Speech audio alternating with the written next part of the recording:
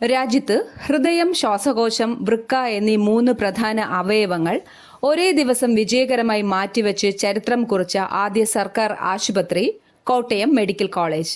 Delhi AIIMS കഴിഞ്ഞാൽ സർക്കാർ മേഖലയിൽ ശ്വാസകോശം മാറ്റിവെക്കൽ ശസ്ത്രക്രിയ നടത്തുന്ന രണ്ടാമത്തെ ആശുപത്രിയായി കോട്ടയം മെഡിക്കൽ കോളേജ് മാറി. കേരളത്തിൽ അവയവദാനം ഏകോപിപ്പിക്കുന്ന സംസ്ഥാന സർക്കാർ സ്ഥാപനമാണ് K-Soto. Kerala state organ and tissue transplant organisation എന്നതാണ് കെ-സോട്ടോയുടെ പൂർണ്ണരൂപം. വിവിധ സേവനങ്ങൾക്കായി വ്യക്തികൾ നൽകുന്ന നമ്പറുകൾ അവരുടേത് തന്നെയാണോ എന്ന് സ്ഥാപനങ്ങൾക്ക് പരിശോധിക്കാൻ കേന്ദ്ര സർക്കാർ തുടങ്ങുന്ന platform mobile number validation platform അഥവാ MNV കേന്ദ്ര ടെലികോം മന്ത്രാലയമാണ് ഇത് നടപ്പിലാക്കുന്നത്.